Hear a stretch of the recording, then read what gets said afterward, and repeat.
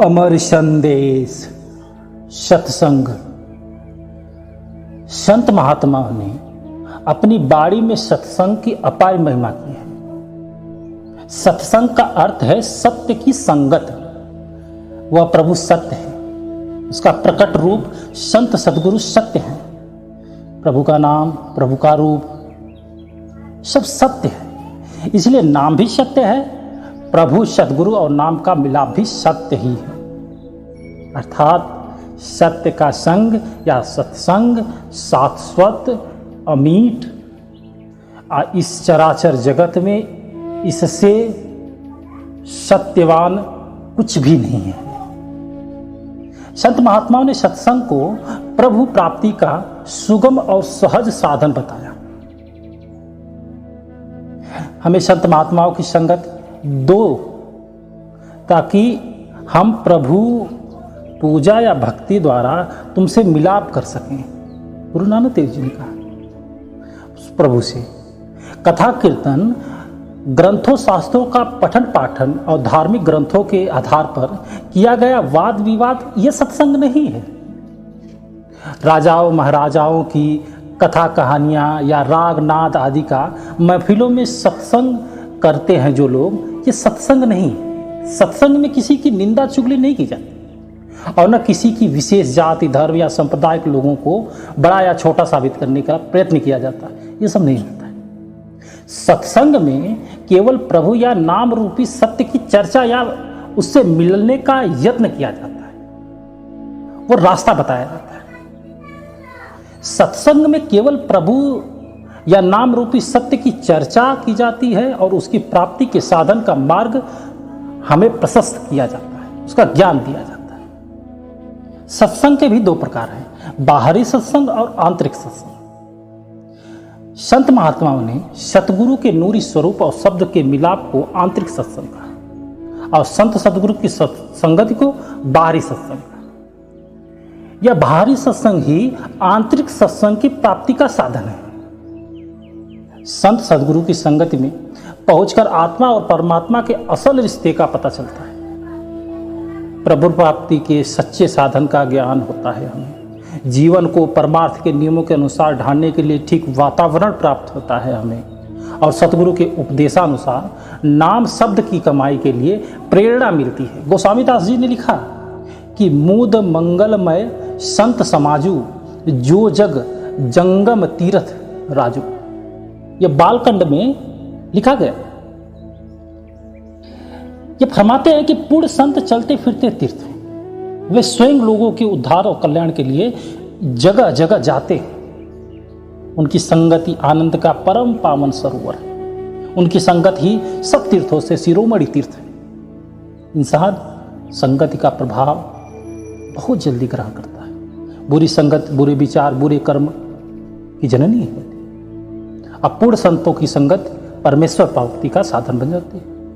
जैसे लकड़ी की संगत में लोहार भी तर जाता है, चंदन की संगत में रहने वाला नीम का वृक्ष भी चंदन के समान सुगंधित भरपूर छोड़ने लगता है।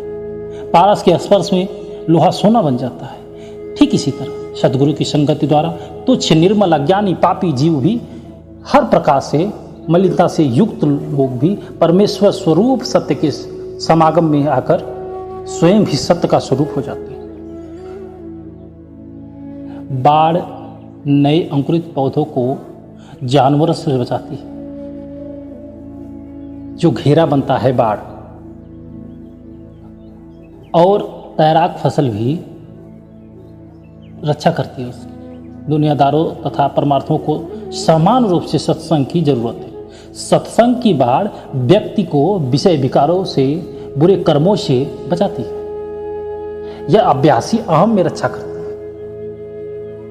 सत्संग से दूर होते ही मन का जोर बढ़ जाता है और फिर हम वहीं पहुंच जाते हैं जहां मन ले जाता है। महात्मा समझाते हैं कि यदि सत्संग में पहुंचकर अधिक उन्नति नहीं कर पा रहे हो तो भी अनेक प्रकार के पाप अपराधों से आप बच रहे हो। पानी में बड़ा पत्थर अगर पानी में घुलता नहीं, कम से कम सूर्य की तपिश से तो बचता है। अंधा बाग में जाकर फूलों की सुगंध देख नहीं सकता, सुगंध प्राप्त कर सकता है। लेकिन वास्तव में जब प्रेम भाव से निरंतर सत्संग से जुड़ जाते हैं तो आहिस्ता आहिस्ता मन की अवस्था जरूर बदलती है। रविदास जी ने लिखा कि तुम चंदन हम इंदर बापुरे संगति तुम्हारो बासा नीच रूख ते उच गए हैं गंध सुगंध निवास। चंदन की संगत में रहने वाला गुणहीन साधारण वृक्ष भी चंदन की तरह सुगंधित हो जाता है। संतों के संगत को वह पारस कहते हैं। जिस तरह जीव लोहे है और पारस वो सत्संग है जिससे स्पर्श होते ही सोना बन जाते हैं। कबीर साहब ने लिखा कि गंगा के संगत सलीला बिगड़ी जो सलीला गंगा होई निवरी। पारस के संगत ताबा बियारियो सो ताबा कंचन होई निवरियो। संतन संगी कबीरा बगरियो जो कबीरा रामो हो निबरियो।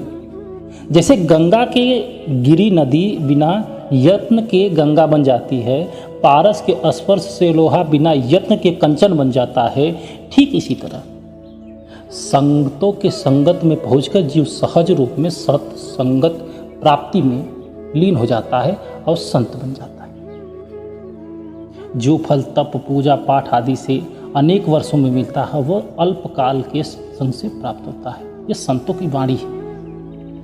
यदि सच्चा रास्ता आपको मिल जाए, यदि रास्ता पूर्व की तरह है और हम पश्चिम की तरह चल रहे हैं तो हम जितना चलते हैं उतना ही मंजिल से दूर होते हैं। इसी तरह मन मर्जी के यत्न द्वारा प्रभु प्राप्ति के लिए जितना परिश्रम करते हैं प्रभु से उतना हम दूर होते जाते हैं। सत्संग में पहुंचकर प्रभु प्राप्ति के सच्चे साधन मार्ग का ज्ञान मिलता है और सत्संग का वातावरण भजन सिमरन और परमार्थ में उन्नति के लिए सहायक सिद्ध होता है। सत्संग का असली मकसद संतों के उपदेश के अनुसार जीवन को ढालना है।